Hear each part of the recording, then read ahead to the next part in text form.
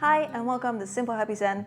This video is all about decluttering. Super wonderful, useful, freeing, simplifying, and yes, difficult. I know a lot of you are really into decluttering these days, and as you may have experienced yourself, it's not always easy.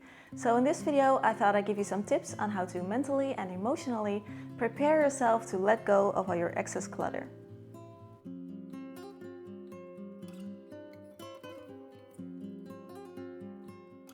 I will be talking about 5 things that can make decluttering difficult and how to deal with them so you'll be able to make it easier for yourself to let go of things and feel relaxed about it too. Plus, I'll also share 3 things that I had a difficult time with and how I dealt with them later on in this video. Marie Kondo said it well: the best way to find out what we really need is to get rid of what we don't. So with that in mind, let's get started. First up are items that were gifts. A lot of you have asked me, what do I do with items that I got as a present?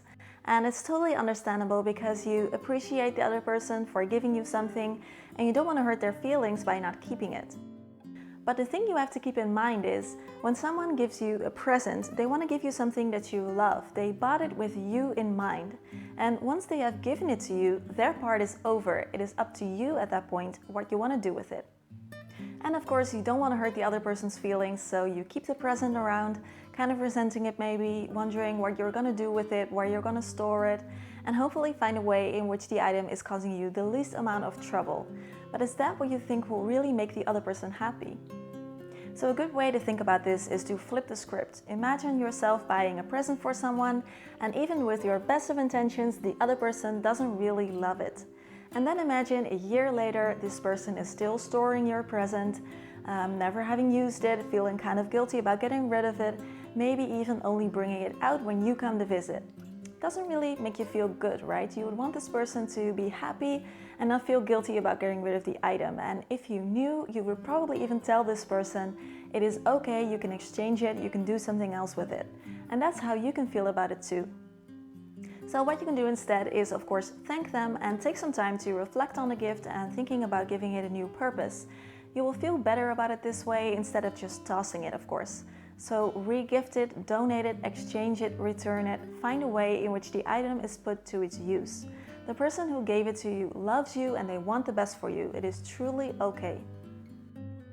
Second one on our list, in case items.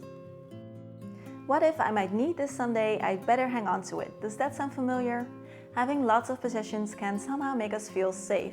We like to hang on to things because it makes us feel like whatever happens in the future, we will have the exact right item to deal with that situation. If there ever comes a time where we need 40 pairs of takeout chopsticks, we will be ready. We've prepared for everything and that can make us feel like we're in control. But fast forward about 10 years and we will have accumulated an insane amount of stuff. So there's a few things you can do, and the easiest one is to declutter your duplicates. You don't need 3 teapots, for example. 1 is enough. And what if it breaks? Well, you'll deal with that situation if and when it ever comes to that. You would be amazed how many duplicates I have decluttered that I've never missed once I've gotten rid of them. Second one is a maybe pile. It's somewhere between yes and no when it comes to decluttering. If you have an item and you're wondering if you're going to use it or if you're going to regret getting rid of it, then store it in a box somewhere in your maybe pile for around 6 months. And then set a note in your calendar to check back after that time. If you've never had the urge to use it in the 6 months, then it is time to let go of it and you won't have to worry about regretting getting rid of it. And the third thing is to realize that almost no situation is insurmountable. If there ever comes a time where you need the item, you can always just get it then or borrow it from someone. Trust me, things will work themselves out. Number 3, the much discussed sentimental items. Things that are sentimental, that hold a lot of memories, can be really difficult to let go of. And if you ask me, this is where letting go truly becomes an art. They feel nostalgic to us, or they remind us of certain times in the past. And going through these items can even make us really emotional and stop us in our tracks. Maybe some feelings surface that you don't really know how to deal with or want to deal with. Because sentimental items are not just inanimate objects to us, they hold more value. Firstly, I just want to say that you don't have to get rid of all your sentimental items. I personally think it's okay to keep the ones that are truly important to you. That said, there are some things that you can do to go through these things and separate the ones that truly matter from the ones that are just cluttering up your space. First tip is to take your time and take small steps. If you're halfway through and it's getting to be too much for you, do the rest some other time. Second tip is to realize that even though the object is real and tangible and it represents a memory, it is not the memory itself. The memory will always stay with you even if you get rid of the item. And third tip, I always find it really helpful to take a picture of something that has sentimental value to me, like old report cards or old concert tickets, whatever it is, because this way you'll know that you will always be able to look at it whenever you want. But with sentimental items, I feel the most important thing is to distinguish the truly important ones from the rest. If you have a box with sentimental items that you store under your bed or in a storage space and you never actually take them out to look at them, then what good does it do to hold onto them?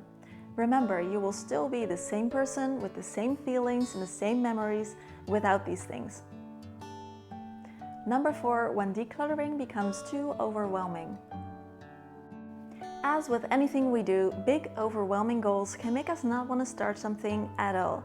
If you've never really decluttered before, taking a look around your house and seeing all the stuff that's there can make it seem like it's too much. You might even think, this could take me ages, or where would I even start?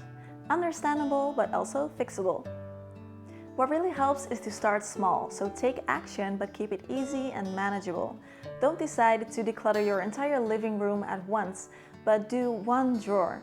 And don't decide to declutter your entire wardrobe at once, but start by only going through your socks or your jeans. And after finishing your task, you can do one of two things. You can appreciate your newly organized drawer and do another one tomorrow, or you can continue on and do the next one immediately, because sometimes decluttering can feel so great it will make you want to continue. I know it's a cliche, but it's really true. Working on a big goal in small steps is a great way to get there, and oftentimes more effective than trying to do it all at once. And lastly, letting go of identity items. It's strange, but it's true. Items can definitely seem to us like part of our identities. It can identify who we are or who we want to be, or the dreams and visions we had of ourselves in the past.